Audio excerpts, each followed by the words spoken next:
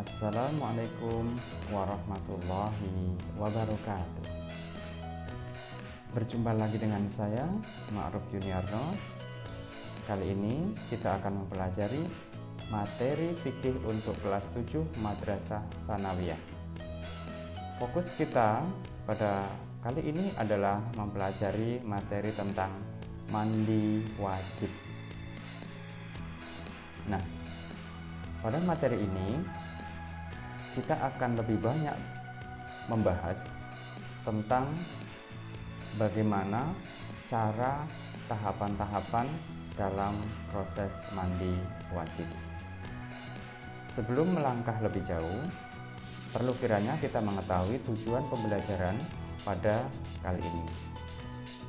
Yang pertama, dengan kita mempelajari tata cara mandi wajib, kita akan semakin menambah keimanan kita kepada Allah. Yang kedua, kita akan terbiasa untuk hidup bersih. Ketiga, kita akan semakin memahami konsep mandi wajib. Adapun tujuan yang keempat adalah kita mampu mempraktekkan atau melaksanakan mandi wajib sesuai dengan syariat Islam.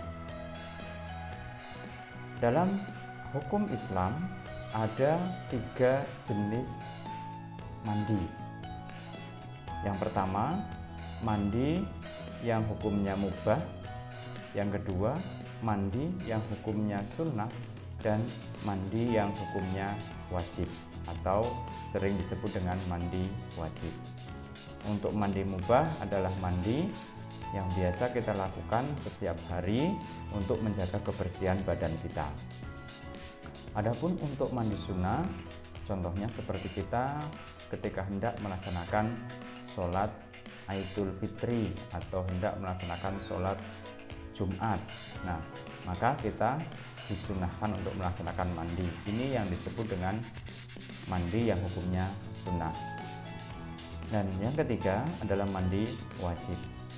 Mandi wajib adalah mandi yang dilakukan ketika kita berhadas besar agar kita dapat sah melaksanakan ibadah seperti sholat, tawaf, dan lain sebagainya.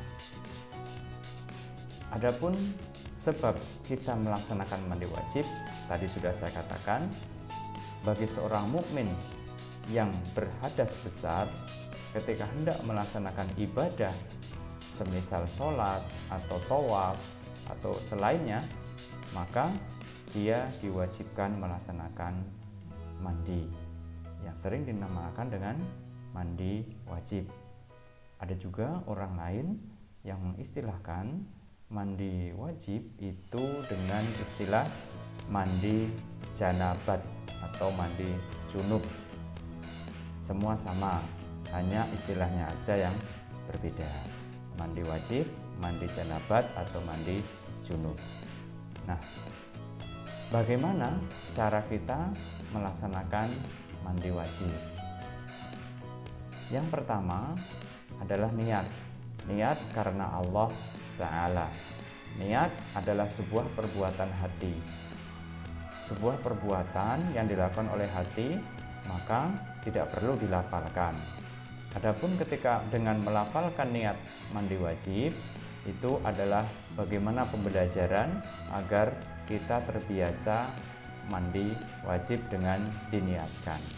Tapi prinsipnya niat adalah perbuatan hati, sehingga lebih baik tidak perlu dilafalkan, meskipun tadi dilafalkan sebagai sebuah bentuk pembelajaran.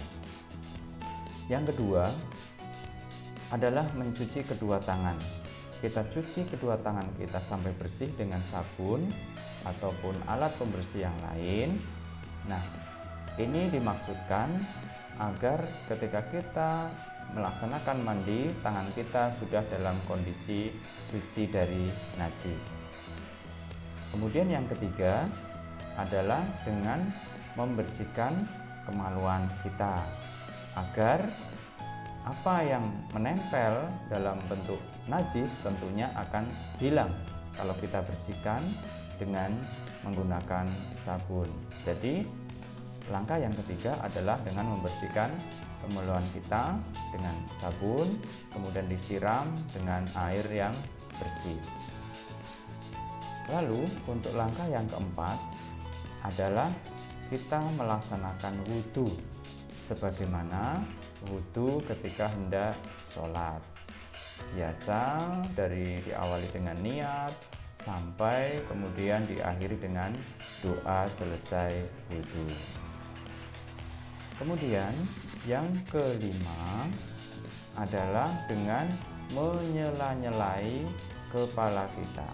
Dengan menyela-nyelai kepala kita, caranya adalah tangan kita dibasahi terlebih dahulu, kedua tangan kita dibasahi, kemudian jari-jari kita menyela-nyelai pokok-pokok rambut kita, pokok-pokok rambut kepala kita. Pelan-pelan sambil kemudian dipijit-pijit pelan-pelan. Nah, setelah itu kita sela-selai, kemudian kita membasuh 3 kali pada kepala kita yang sudah kita sela-selai tadi. Jadi setelah kita sela-selai kepala kita dengan jari-jari kita, lalu kita basuh kepala kita sebanyak 3 kali. Kemudian setelah kita basuh kepala kita 3 kali, langkah yang ketujuh adalah menuangkan air ke badan bagian kanan 3 kali, kemudian bagian yang kiri 3 kali.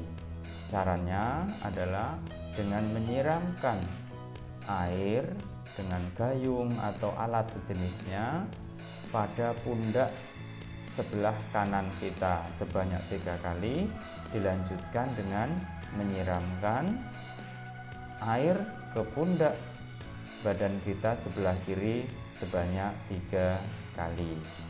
Lalu langkah yang ke-8 adalah menuangkan air ke seluruh tubuh sampai merata, dilanjutkan dengan membersihkan badan kita menggunakan sabun, dan juga rambut kita juga disampo, kemudian kita bilas sampai betul-betul bersih. Pastikan seluruh bagian tubuh kita terkena air. Misalnya, biasanya yang kadang terlupakan adalah bagian belakang telinga, bagian lipatan-lipatan kulit.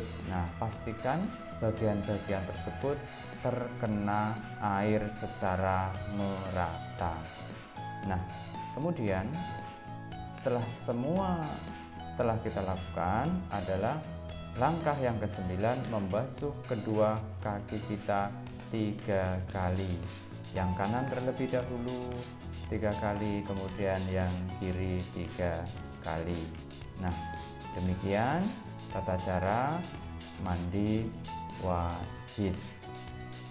Adapun manfaat mandi untuk kesehatan, banyak sekali dokter yang menjelaskan manfaat mandi untuk kesehatan.